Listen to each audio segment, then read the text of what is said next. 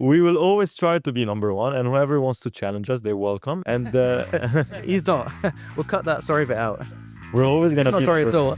If I had a dirham for every time I've been asked by an investor, how are you going to manage the competition? What about Prypco? I would have a lot of dirhams. amazing. Well, then you can invest them on purpose. Yeah. There you go. Well, first plug. We're not even 2 minutes in. How do you think about competition in the space that you kind of pioneered into? Yeah, it only proves the business model that we're trying to build, to be honest with you. It's literally paving the road for everyone else to be part of that journey, and Competition will make the market even better, 100%. not kill it. And we had to essentially change the way real estate works, right? It hasn't been extremely easy, but that's, again, part of the challenge. But it's literally building block by block. Oh, there you go. You then tokenized 10 properties, but then nothing. If you want to innovate, you will have to find challenges. Yeah. There is gonna be a slap in the face every single day, and you're just gonna have to get up and then keep pushing. And we're doing everything that's possible to make sure that we will remain number one. Sorry to say, that's our mission. Not. And Are you worried about Prypco? Are you worried about others? No, I'm not. And I tell you why, because what we're doing is actually creating a layer on top of if you look at Dubai alone, $250 billion market. I'm not sure if I should say this, but Now you've absolutely got to say it now you've said that. Yeah. And what do you think is our greatest obstacle other than the number one player in the space?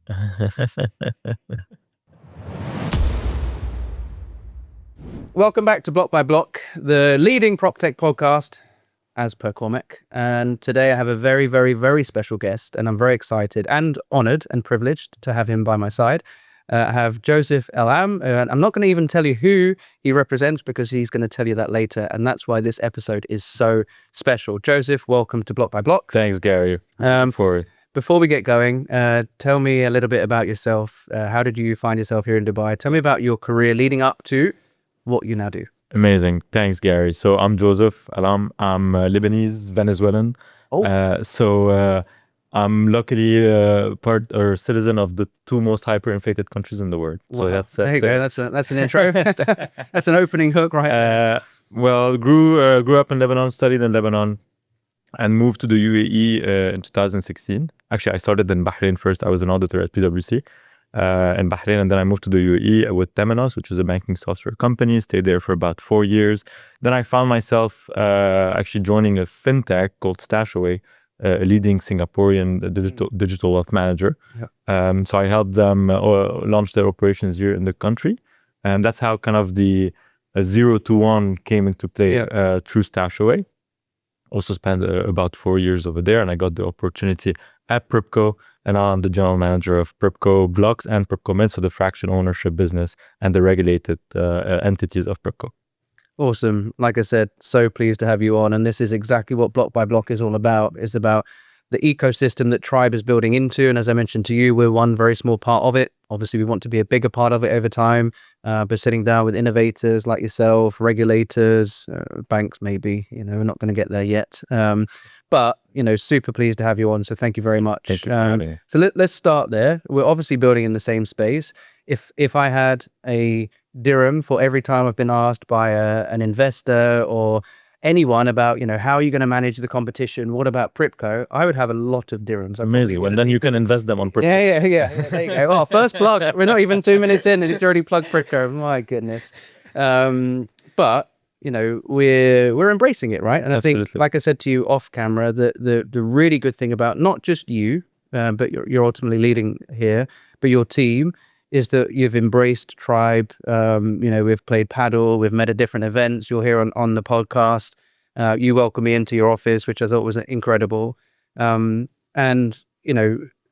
is amazing. I think that is really the purpose of this particular episode, is to say that competition will make the market even better. 100%. Not kill it. So let's start here. Yeah. We're obviously building in the same space. From a Prypco perspective, why did you guys think that real estate tokenization particularly, because I know you have blocks and Mint, and we can dive, we're not exclusively talking about Mint, but why did you think that, fractional investment, via tokenization was a path worth pursuing? Yeah, absolutely. I think it's important, first of all, to take a step back and understand what we're trying to solve. Mm-hmm. And essentially is real estate freedom for all. And that's the kind of mission statement of Prypco, which is providing an ownership to literally every single person. Yeah. And through fractional ownership, you can do that. So traditionally speaking, setting up an SPV, every single property is the kind of the shareholder of that property, or is the SPV. And then investors are as shareholders of the SPV. So that's the traditional model. It works. It's robust. It's proven its purpose. However, there are some gaps in the whole, and the way forward and the way to kind of mitigate all of these gaps is through tokenization, is through technology. And maybe 10 years down the line, there might be a new technology that can even bring that space into kind of more innovation, right?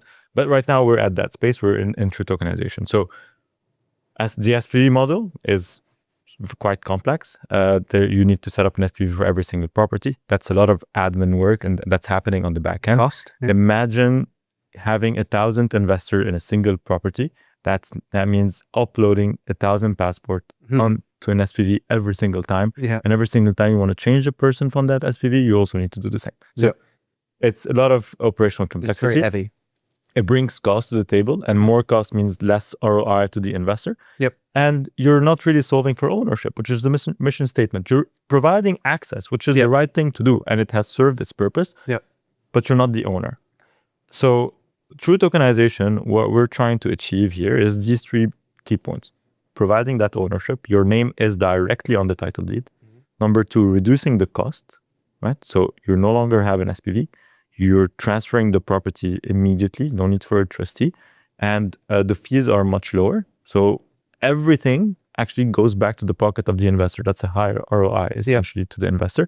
And then finally, the operational complexity is reduced, right? By quite a lot. So, and that's how you're actually able to have a 24/7 marketplace for people to trade their tokens at any point in time, and kind of work towards getting a much more liquid market in a semi-liquid asset class. Yeah. No, ultimately there's a lot of talk around tokenization, around the regulation, the technology and everything else. But when you really boil it down to like the most simplest principle, it's about generating the best possible ROI for investors and giving them that direct ownership, right? 100%. And all of the benefits that come with it. So let's stay, stepping back for a moment. What Prypco Blocks was formed when? What 2023. 23. So, that has gone on to be very successful. And like you say, has proven again the SPV model. There are others, right? That went before you, and there are others still coming through now on the SPV model, the DFSA regulated model. But what did you see? What did you guys at Prypco see to kind of say, right, we now need to start making a bet on Prypco Mint? And what made you believe that yes, this is going to happen now, this is inevitable? Yeah, a couple of things. Number one, let's not hide from it, the demand, right? So as soon as we launched the platform, actually the properties were funded in an incredible amount of time. And I'm not saying that every single property is going to go through that path. Not at all. It's actually kind of justifies that actually, no, people are interested in such a solution and such a product that is quick. So you're funding a property. Okay, it took us 5-10 minutes to fund it. That's great. It might not be the case down the line. But most importantly, after funding the property, the investors got their title deed in less than an hour. In the traditional way, and forget about fractional ownership. In the traditional way, you want to transfer a property, it's going to probably take you a week or so, getting all the documents sorted. Everything is done immediately after the property is funded. So that's one. And number 2, and the most important point for me, is that there is a government entity on the back of this project giving you your legal ownership in that title deed.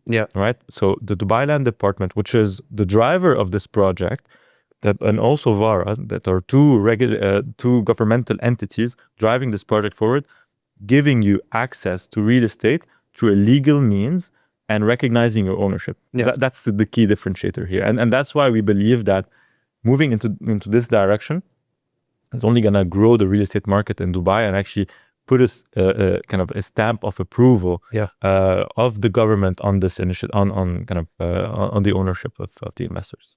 So is it the convergence then of both the DLD and VARA and the enablement of, direct tokenized ownership? Is that what gave you the conviction to go first? Because you guys went first, right? You went early. Well, something must have triggered that thinking, that idea. I mean, to be quite frank, I mean, our founder, Amira Sajwani, has been, at the core of this project since probably early 2021, 2022.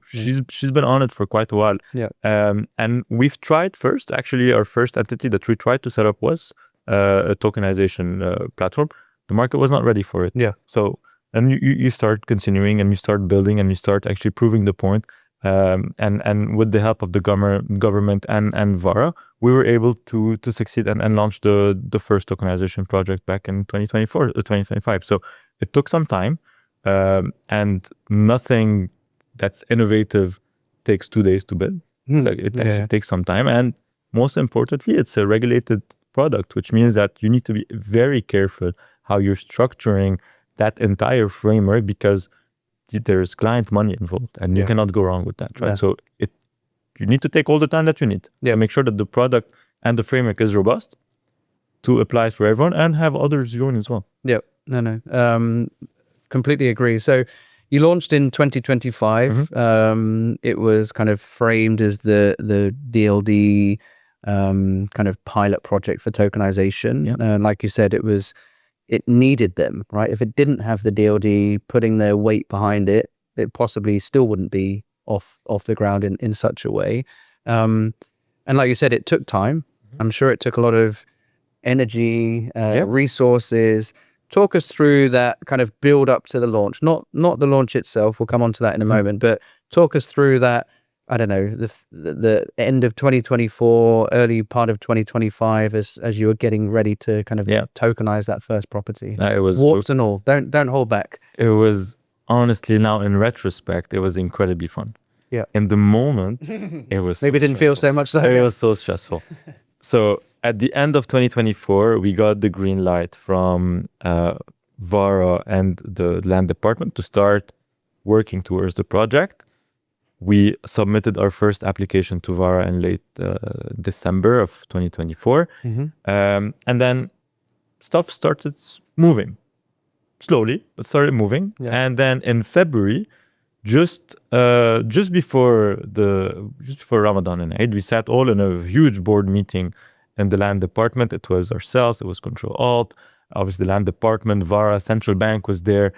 And then we decided, okay, to actually put a date and to launch, because we said, okay, if we're gonna keep saying, what are the updates, but with no specific date and deadline and timeline, it's gonna drag on. So we decided 25/5/25 would be the date to launch, and it was a Sunday, right? Perfect. So, and we'll get to that in a second. So we decided on that date, and we had 3 months to take everything live. From a license perspective, from a product perspective, getting the property, getting the investors.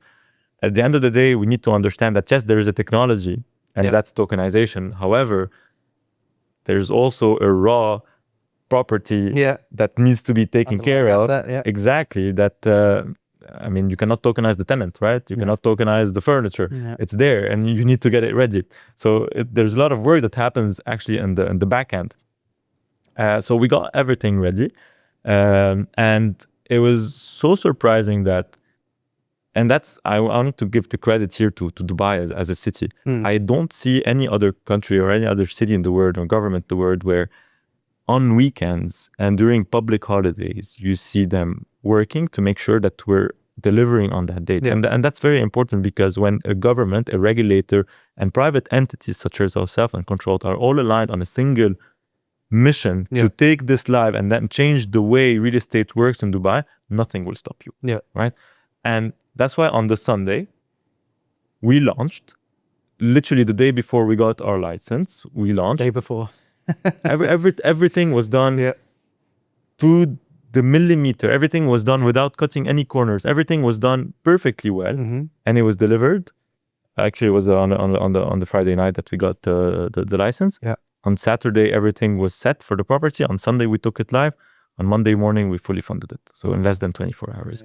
And then you start learning. From there, you only start learning, right? So were there hurdles? 100%. you don't innovate something that is easy to build, right? No. So if you don't find challenges, then that's not innovation. You always start to find hurdles, problems, and then you need to start fixing them. Yeah. And that leads to property number 2. It goes to property number 3, and so on, all the way to property number 10. And that was kind of the mandate that was given to us, 10 properties to fund, and we've done it in 2 months. Wow. And there was obviously a lot of, I mean, I remember that Sunday very well, because I was watching with, bated breath, shall we say, and it was incredible. And just the wave of momentum that was triggered on that Sunday, and positivity around, and awareness around tokenization, again, around fractional ownership, because it was a new take on an existing concept. And again, the execution that you guys did, Control Alt did, Vara, DLD, like you say, it's very, very unusual for, that many government entities, regulators, private companies to come together and work so well, so quickly on a single mission. So, huge amount of credit is due to you and all of those involved. And, we loved it. We loved watching it and seeing where it went, and it just kept going, right? And I think just talk me a little bit through those, that journey of property number 1 to property number 10, because the hype kept going. There was more podcasts. We saw yourself, your founder, the Dr. Mahmoud, like all of a sudden Prypco and tokenization and DLD were everywhere. So talk us through that kind of property number 1 to property number 10 and the hype that came with it. Yeah, I mean, we had to essentially change the way real estate works, right? So now you're no longer going to a trustee to make the transfer. Everything needs to be done through the tokenization engine that is Control Alt. You need to change also the mindset and the understanding of the developers and registering the property on their books, right? So usually you give them a title deed. There's one name. Now you have hundreds of names over there, so they get confused, right? So it's all about educating as well all the parties involved to understand what is it that you're trying to build, and that's obviously full credit to the land department to actually bring all these players such as DIWA, Empower, all the other governmental institutions that kind of you need to interact with to unlock a property, the developers, and making them aware of the situation. And that didn't happen from day one. Like, we gradually started educating everybody on the system, and by property number 10 it was just very smooth. Get the property on the platform, funding it, send the orders to the land department through Control Alt, get the title deed, and you find the tenant. And then everything becomes an offline work. So this journey took us obviously 2 months to kind of make sure it is robust. I can only say that it will only get better from there. I'm not saying that it's 100% perfect. We've only tested it with one platform. Now having 2 and 3 and 4 will only show us more stuff to kind of enhance and make sure that it's running smoothly. And that's, again, to my point, that's what innovation is, right? Absolutely. And it's literally building block by block. So. Oh, there you go. Fair play. You've just plugged the podcast. So we're even now.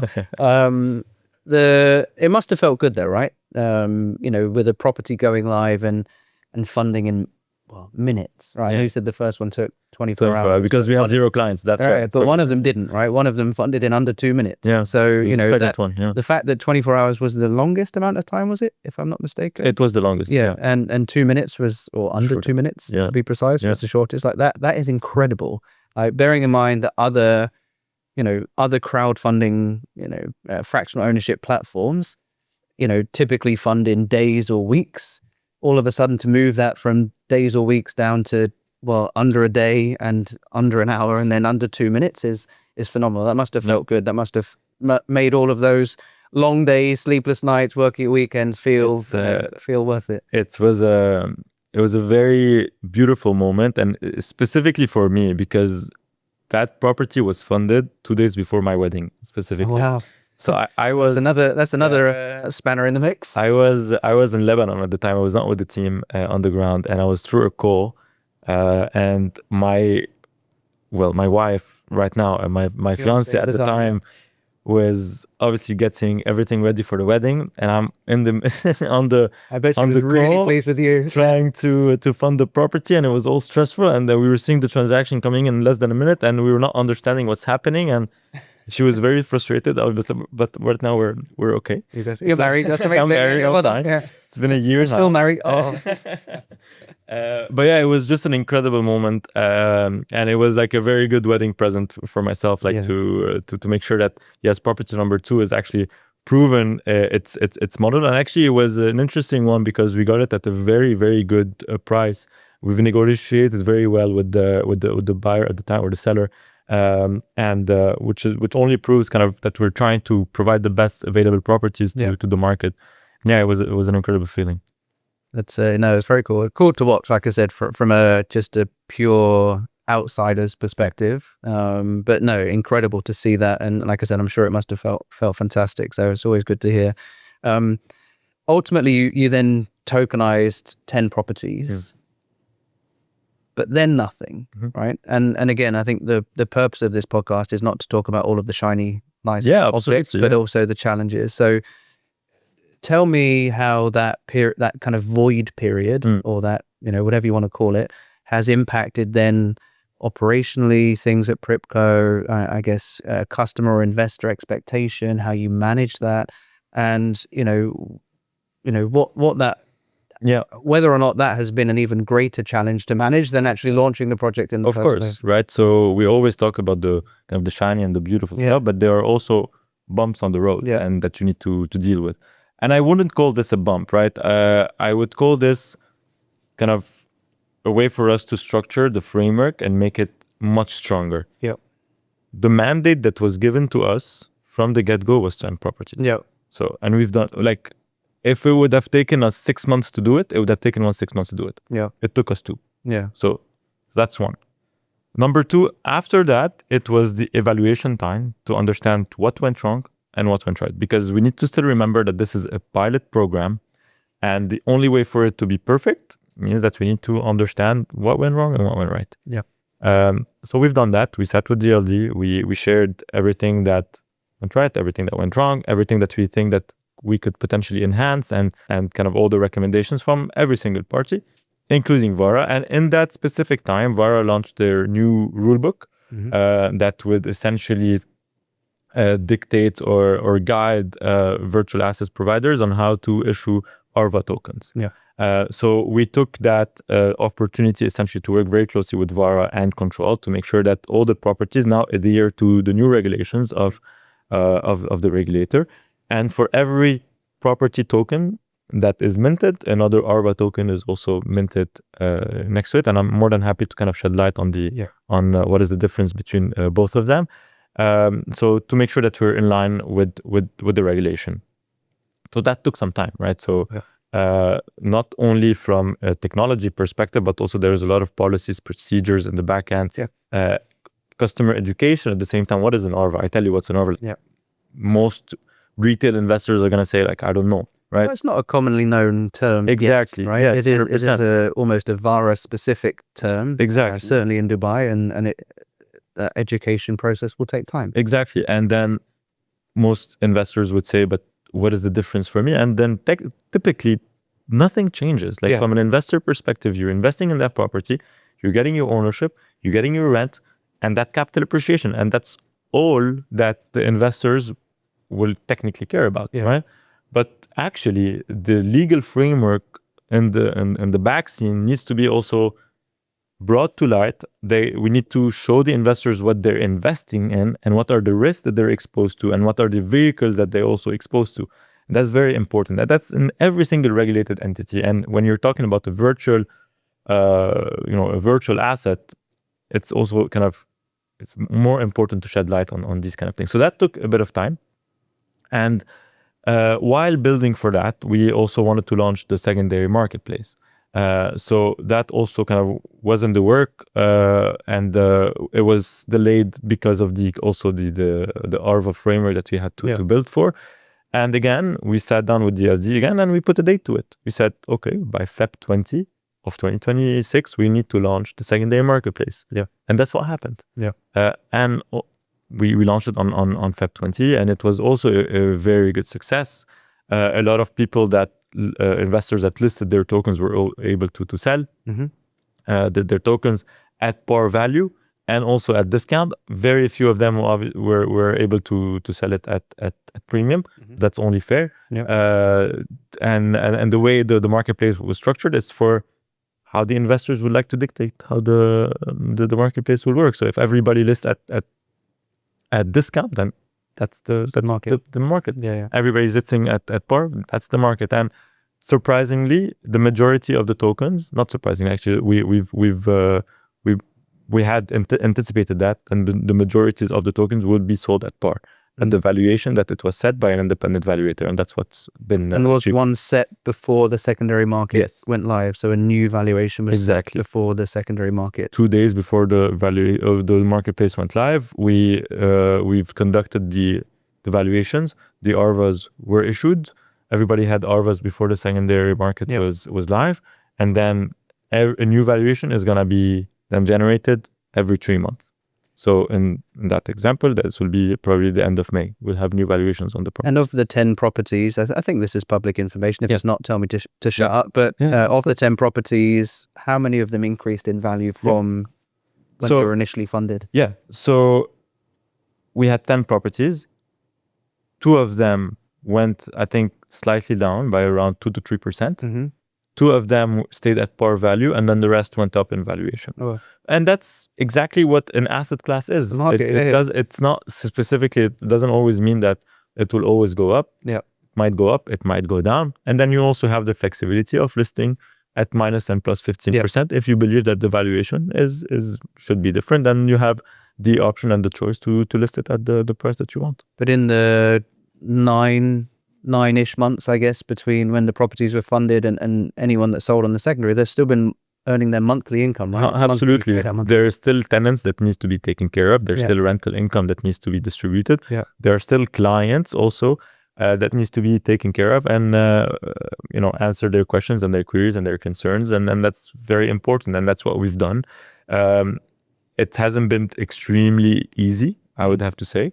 But that's, again, part of the challenge. That's part of being number one and the innovator in that space, because it's literally paving the road for everyone else to be part of that journey. And we're doing that. And it might be very stressful, but it would be extremely rewarding down the line when everybody's on board and more players come along and more investors believe in the framework and the system.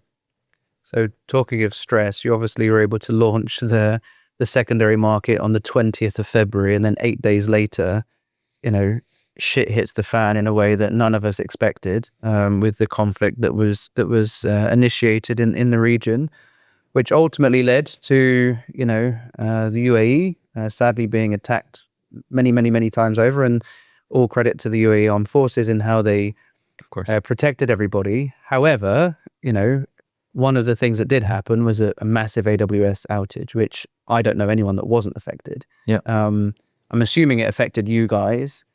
And you go from this, on the point of stress, you go from this almost euphoric point of, thank goodness we can now launch the secondary market. We've waited months and months and months for this. We're ready, to oh shit, the platform's down, our servers are down. How do you even manage that roller coaster? How do you manage your team? Because you're ultimately the GM, right? So everyone's looking at you for answers, which I'm sure you don't have, but you got to try and make them up on the fly. I'm speaking from experience. You've got customers, you've got investors, you've got regulators. What do you do? I think. What did you do? Well, I agree. It was even more stressful, and what we essentially wanted just time to breathe and to kind of enjoy the success that we accomplished. And unfortunately, the situation has happened. But thankfully, most of our investors understand that they're early adopters in that technology. And number 2, they understood the situation. It's not like it's a force majeure. It's out of my hand. It's something that has happened to the entire country. But there's also ways to manage the situation, which we've done, right? So customer communication, repeated communication is very important, making sure that they are very well aware that yes, you're unable to trade right now, but your token is secure. Yeah. Your investments are secure. You're still earning your monthly income every single month. So that hasn't changed, right?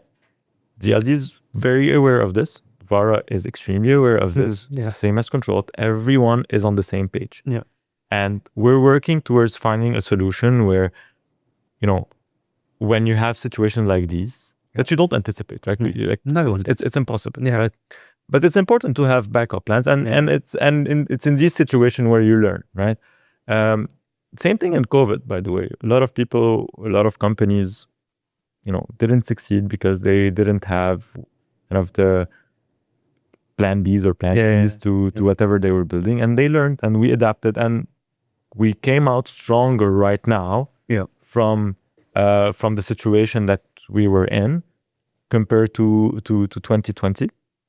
I mean, like as residents here of the country and so on, because we understood that any situation that you might face, kind of you need to adapt to it and then build from there and grow stronger. So we grew stronger. Investors understand that. Regulators understood that as well. And right now we're building towards fixing that and finding alternative ways to get back the marketplace up and running. And in case a situation like this would happen again, then you have alternatives. Right. So, and that's the only way to do it. And again, I want to repeat this message on the podcast kind of more and more. If you want to innovate, you will have to find challenges. There is going to be a slap in the face every single day, and you're just going to have to get up and then keep pushing. Investors are not going to be happy about it, but that's fine. Like it's important for the company to be very clear and very transparent with the investors and make them understand that what you are also going through is unprecedented, and your support is definitely much appreciated, and your investments are extremely secure. And again, seeing the comms on whether it's Instagram or LinkedIn or wherever you kind of posted them, I think you did an incredible job, because again, it was completely out of your control. Everybody was in the same boat, but still people, certainly from a, like you say, investment perspective, people can obviously be shaky and concerned or fearful, and managing those emotions is really hard. So I think you guys did a great job in that. I think one point I do want to touch on, you talk about building stronger. We're not just talking about the prop tech ecosystem here or the tokenization space. We are talking about Dubai. And, one of the actually incredible things that's come out of this very, concerning period of time is the commitment that people have to building here. Right. Like we said before we started, you haven't been anywhere during this time. I haven't been anywhere. Didn't have an option. Your other two options are, slightly questionable, but we're ultimately, you could have gone somewhere else, right? Lots of people went to Thailand, to the Maldives, to whatever, but you didn't. You committed to building here, to staying here. My wife and I even welcomed a baby during this time. But not only that, I mean, sorry to interrupt, Gary, but it's not only that. It's also important to talk about, and I'm not talking just about myself, but like all the other leaders at Prypco and maybe other companies as well. It's not about only building in the country. It's actually setting also the example for your team that the leader is here, right? And they're moving the company forward.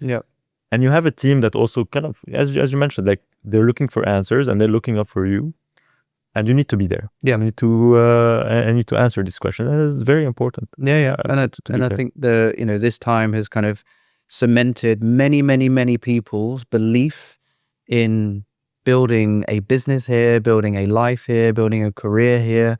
And again, it's just one of those unbelievable traits and characteristics of Dubai that I think we both appreciate greatly. So, you mentioned a little bit ago about, ultimately Prypco were first, platform number one. There will be other platforms. Obviously, Tribe is one of them. So let's address it directly. How do you think about competition in the space that you kind of pioneered into? It only proves the business model that we're trying to build, to be honest with you. And I, with all due modesty, it just gives us a tap on the back that whatever we're trying to build is the right approach, because other players want to be in the space. And again, it just proves the business model. And it's incredibly difficult to be the leader or the pioneer in that specific journey, because you have nothing to compare Like you don't have a benchmark. You need to set your benchmark. Anyone that comes in has the number one as a benchmark and has obviously different types of innovation that they want to also bring to the table and to differentiate themselves from player A or player B, and that's very important. But for someone that is building from scratch, it's incredibly difficult to, okay, so what's next for me? What's going to be my next challenge? What's going to be my next innovation? And that's what we're trying to actually build right now in that specific situation, and hopefully you'll see more stuff of Prypco coming soon. Well, we look forward to it. You mentioned about kind of operating kind of solo. So obviously Prypco Mint was one of one for, well, I guess the best part of a year now. Seeing other platforms emerge like Tribe, and we will not be the only one for sure. What has that forced you, maybe forced is the wrong word, or nudged you to do differently or better as a team, as a brand, as a platform? Is there anything that's kind of like been triggered as a result of now not being just one of one? I think other than coming on podcasts and playing paddle. We all knew from the beginning that we were never gonna be alone in that space. And Prypco Blocks is not alone in that space either, right? So, and we always try to kind of differentiate ourselves from the other players that are also doing extremely well in the market, and that's been our mindset from day one. We know for a fact that as soon as the pilot phase is done, more players are gonna come in, and that's only normal. And you get ready for this. So it means that you have right now the luxury of the time to build that space, to build the customer base, to build the trust, and obviously later on a new roadmap for more products and innovation. But it also kind of leaves you in a place where there's someone else coming in that could potentially kind of take that away from you, and that's only fair. That's only fine. And the mindset that we have internally is that that's not focused too much on the noise that's outside. Whatever we are building internally is what we believe is the right thing for us and our investors. And whoever is building by our side is also kind of building for their own investor and their own success. At the end of the day, we're building towards the same goal. And I believe you have the same mission statement as ours, which is providing access to real estate for literally everyone. So you do this in the best possible way. It will only reward me because people or investors on your platform will understand also the importance of investing in fractional real estate or tokenized real estate. And then they will know the space, and then they will get to know Prypco, and they will get to know the other players, and vice versa, right? So people on my platform might get to know also Tribe and other platforms at the same time. So it's all about the mindset that we shared with the team.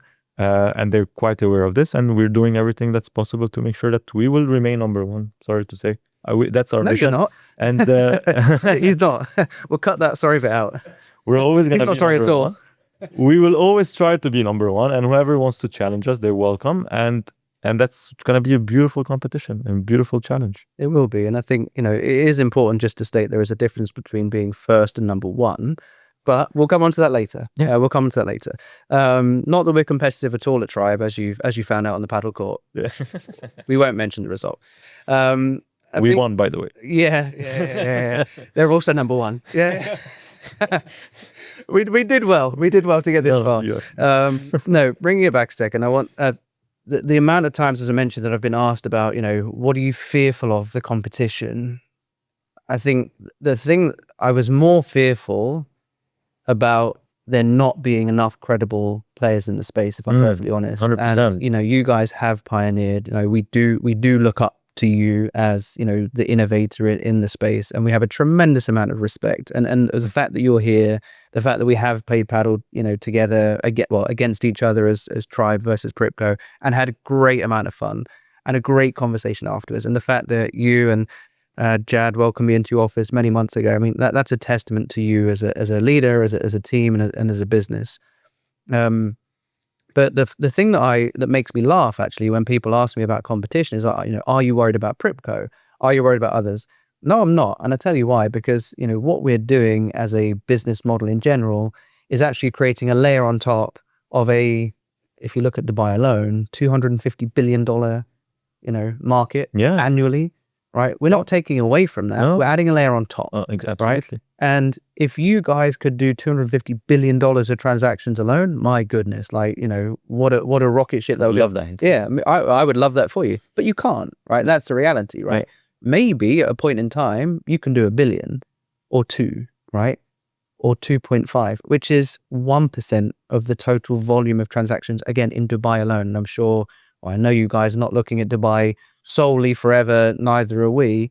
So, you know, from a competition perspective, I think the fact that we can, you know, encourage and drive and motivate each other to innovate, to continue to innovate, because I think innovating once is great, but you can't stop. So like you said, you've used that time to rebuild some things, learn from things. So I think, you know, from a competition perspective, from our side at Tribe, what is good about it is that we can continue to learn from each other, test things, tweak things, you know, bring new products or new nuances to market, and again, help elevate each other. And I think that's the best outcome, really, is that we will all, the whole market, whoever comes next, whoever is the other players in due course, we can all kind of learn and grow together as a brand new market. And I think that's a very rare place to be in, right? Where there's literally, you know, a handful of players creating a new market from scratch. So, yeah, like I said, I think that's really, really important to consider when you talk about competition. I think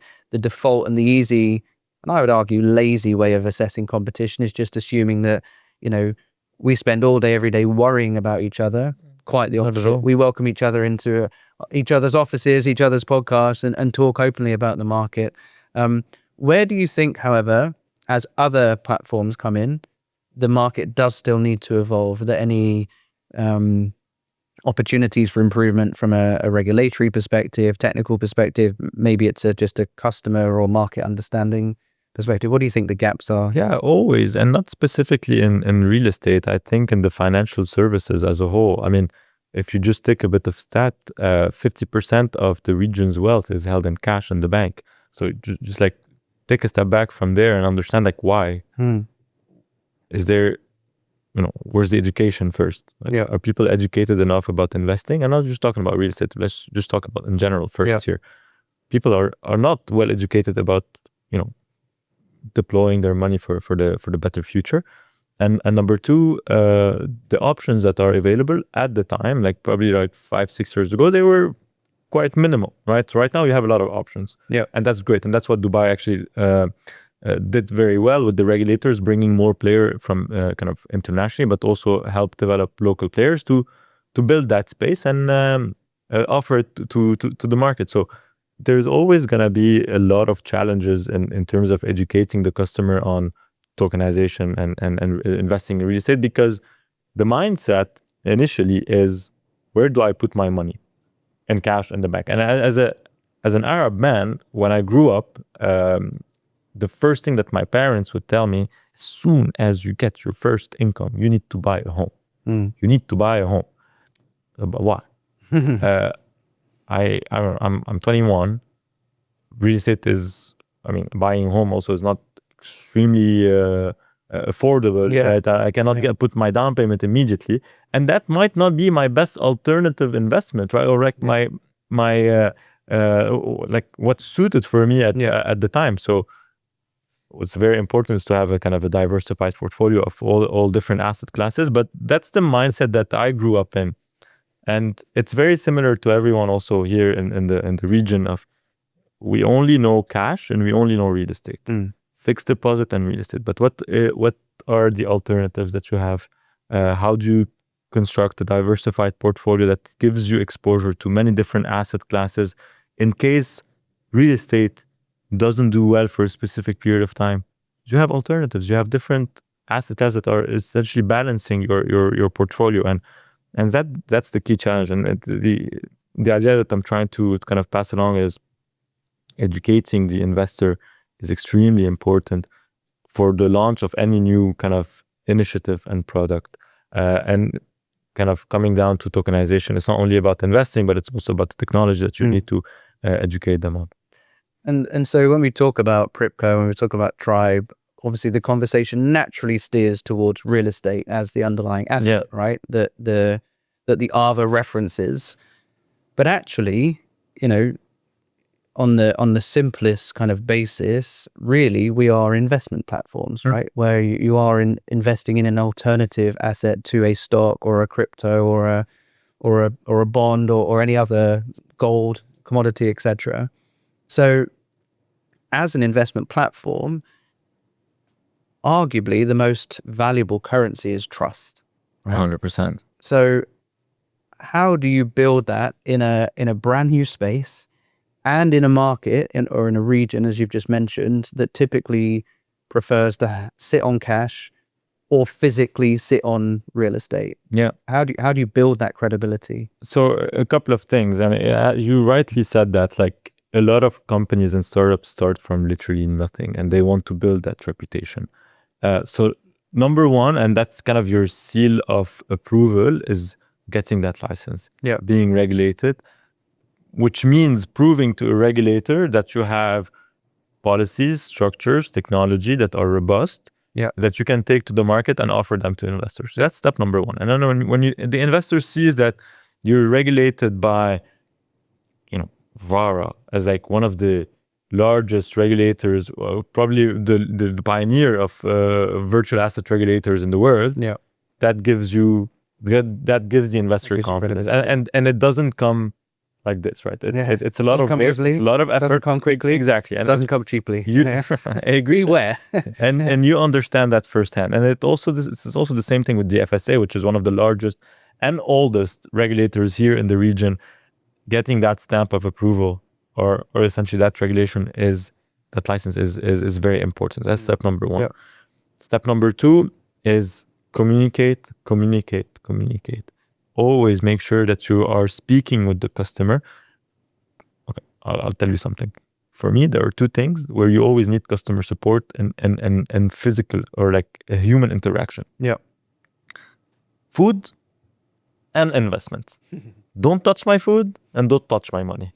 So essentially, if my delivery is late, I want to understand why is it late, and I want to speak with the Talabat or Kareem customer support and understand why. And if something is happening with my investment, I really want to speak with a person. Yeah. I don't want to speak with an AI chatbot. Yeah. Right? So that also builds trust. You can always use AI to kind of, for the FAQs and kind of being able to address a question immediately, but you always need someone, a relationship manager or a human being at the end, or just behind that door, to be able to address every single questions and queries that the customer has. So communication is extremely important, and that's by phone call, by WhatsApp, by email, by social media. And what you're doing is also here at Tribe and these kind of podcasts is extremely important, right? Because you're not only kind of talking about the space itself, you're actually branding yourself as a company. And all these players that are coming and having a chat with you only makes your brand even stronger, right? So and that's kudos to you before even launching, right? So it's even better. So I think these 2 points for any startup or whether it's in prop tech or not, that wants to enter the financial space, they need to focus on these 2 points. Yeah, no, very well put. And don't touch my food, don't touch my money, I think is definitely the name of this podcast. So yeah, thank you for that as well. As a, can we still call Prypco a startup? Do you call yourselves a startup, or you're a growth company now? I don't like labels, to be honest. No? Startup, scale up, corporate, it doesn't as matter. an innovator then, Yeah. as an innovator, how do you balance the need to grow and to continue to innovate and work in, so you manage both Blocks and Mint, 2 very heavily regulated environments. How do you manage that trade-off, if you will? Are we talking specifically between Blocks and Mint, or just as a business, right? Yeah. The thing that I like to talk about is growth pains, growth challenges, Yeah. growth opportunities, right? So you've got Prypco Blocks, which has now funded, a number of properties. You've got Prypco Mint that has pioneered in the tokenization space. Blocks is DFSA regulated, Mint is VARA regulated. Both of those still need to innovate, right? Yes. I know you brought Flip the Blocks recently. Also, yes. So new products, new offerings. Again, how do you trade off that heavy kind of tail of regulation, because things have to be done properly? There's no other way. 100%. But also the need for speed. How do you manage that trade-off? Okay, so we need to understand the base first. Both platforms are kind of solving for the same mission. Yeah.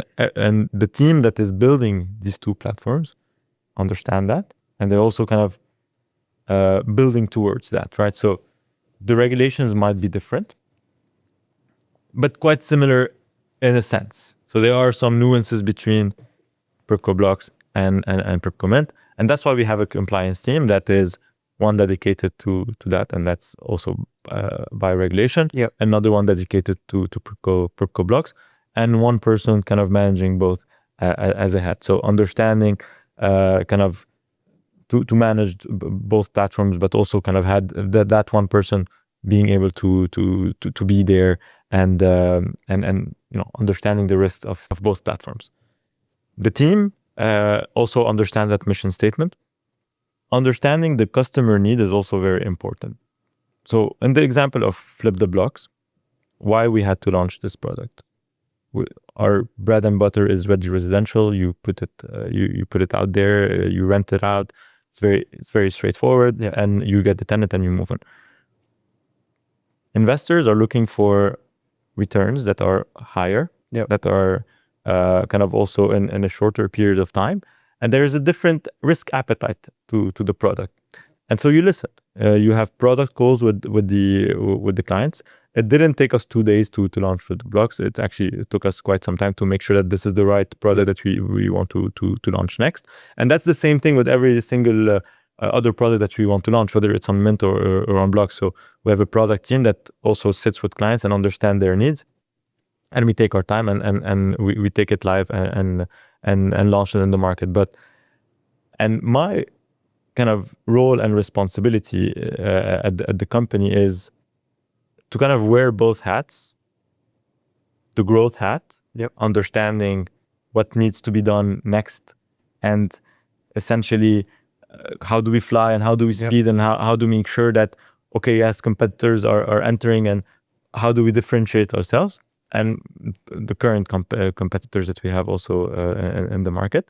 But also the other hat of being there with the feet on the ground and understanding the day-to-day operation and how customers are essentially being taken care of, because that's also extremely difficult. So what we've also done at the company, and that's also kudos to the leadership and the C-suite, we've hired a lot of team members to join, not only with Prypco Blocks and Mint, but across the board with Prypco, and also a new layer of C-suite that comes in with this experience to be able to drive this company from, you want to call it a startup, to a scale up and to a much robust and strong company. And it only comes with people with experience, right? To drive us into from that point A to point B. And we've done that, and we're seeing that kind of materialize more and more. It's been like 3 months that the new team has been here, and so I can only say positive things about what the future of Prypco can look like.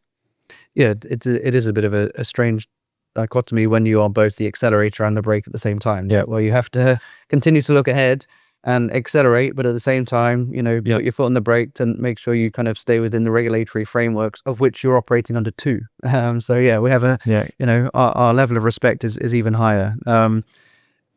Quick question. Let's talk about the space now, whether it's crowdfunding, DFSA regulated, or tokenization VAR regulated.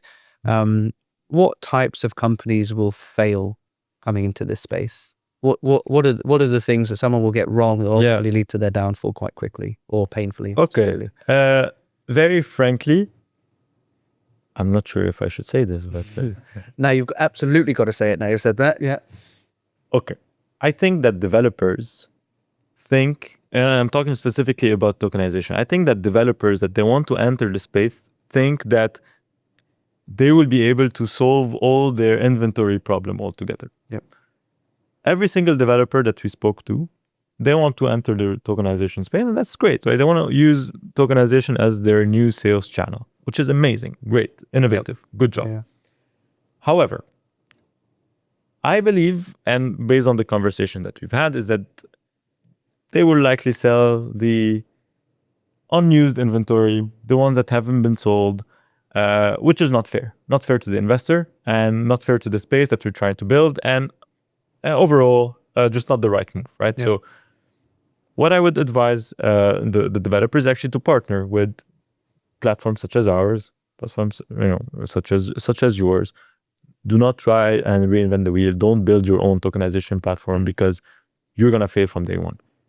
The reason behind that is you're not a tech company. Your core or like your bread and butter is real estate. Yeah, the opposite. In the traditional way, and that's great, and that's what you're great at. Yeah. Let us do the tech part. Let us do the innovation part, and plug in with us. And that's as you mentioned, like the space is huge for everyone. You're welcome to join the space, right?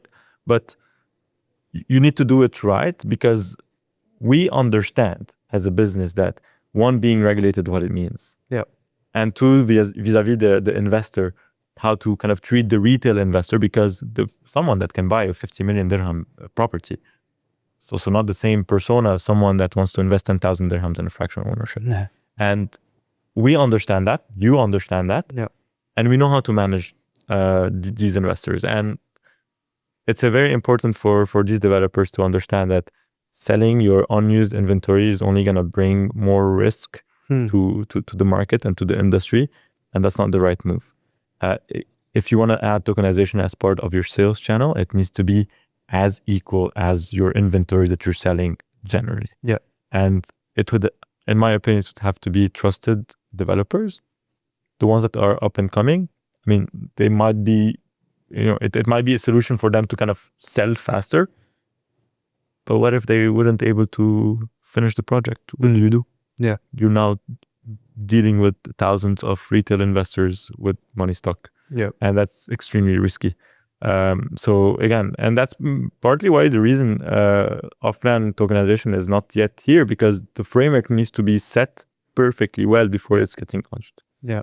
I think it's something that we're all very excited about, but equally understand that it's something you can't rush. Again, with trust being that most valued currency in this space. So looking at it from the other end of the spectrum, then, if we sit down again in 3 years' time, what will have defined the winners or the winner in this tokenization space or tokenization race, if you want to call it that? What are the fundamental values or pillars of those businesses that will succeed? Again, trust is number one. Understanding or making it clear to the investors what you're trying to build for the future is only for the benefit of the investor, and making sure you're always adhering to the regulations and protecting the best interests of the customer, and building a brand image that goes beyond kind of also the niche that you're building in right now. It's Dubai, and then it can go all the way to the Emirate, and then globally. And building that brand is incredibly important. And the people that will succeed as well, especially in real estate tokenization, are the ones that also understand the core of real estate. Because yes, you can be a tech provider, but you also need to understand what's happening on the back end, right? So yeah, you can put the property and get it tokenized, and then what? Yeah, you still need to find a tenant. You still need to manage the property. There's still maintenance that needs to happen. There's still gonna be complaints. There's still gonna be a lot of stuff that you need to have in place. So, and it's understanding that core layer that will only get you to the place that you want. So a trust, a customer communication, and that's also important. But also something that's very crucial is understanding the operation aspect of the business. Do not neglect that. No, I think that's very good advice. And again, the purpose of this podcast is not just for us, but also for others looking at the space, whether that's here in Dubai, whether that's in other countries around the world, other markets, and I think that's very, very, very good advice there. Okay, so final question. The purpose of Block by Block is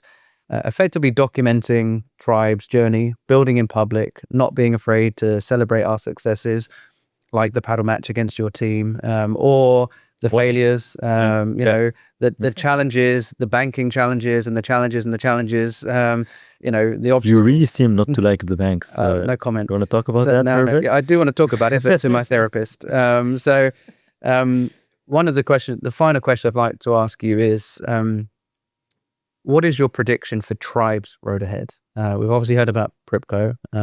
We have a huge amount of respect for what you've built, where you're going. I'd love to hear what you think for Tribe are both the opportunities and the obstacles in the next, I guess, 6 to 12 months.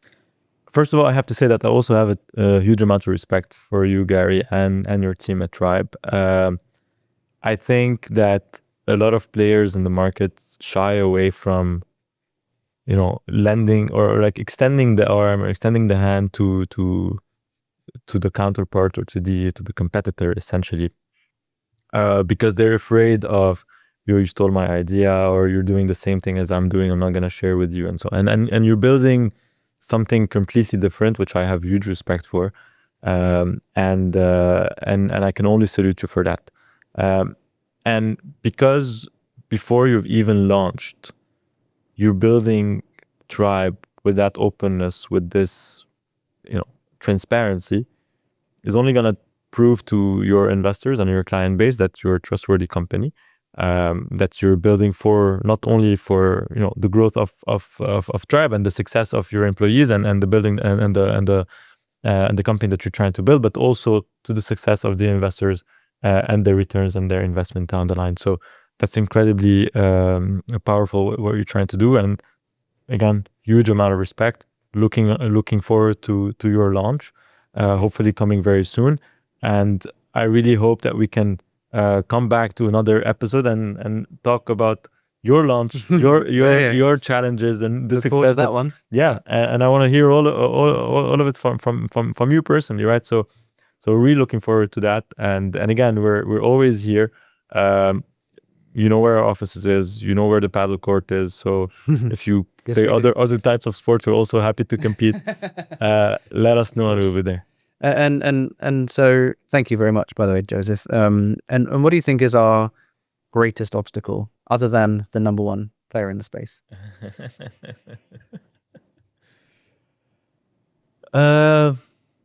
I think your greatest obstacle is going to be, navigating the uncertainty of, life throwing a curveball at you, right? Because we've literally had 16 curveball in a year.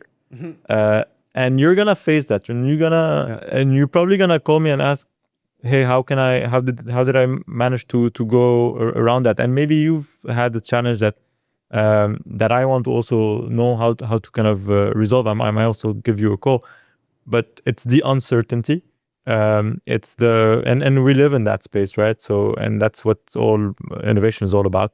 And you're gonna have to find a solution for it, because if you don't find a solution for it, then you haven't done anything, you haven't innovated, you haven't proven your business model, and you go back to square one. And innovating is about falling and standing up, and then falling again, standing up, keep running, and then reaching to the destination one way or another. And that's going to be your toughest challenge for sure. Marvelously put, Joseph. Thank you again to you for coming on today, for welcoming us into the space with both open arms and a competitive spirit. We've really enjoyed it. I've really enjoyed getting to know you. I've really enjoyed the conversation today. Thank you. And yes, my phone is always on for you and your team, and I know vice versa. And I'm very much looking forward to sitting down and talking about our launch on either another episode of Block by Block or on your equivalent. Amazing. Thanks so much. Thanks for having me. Appreciate it.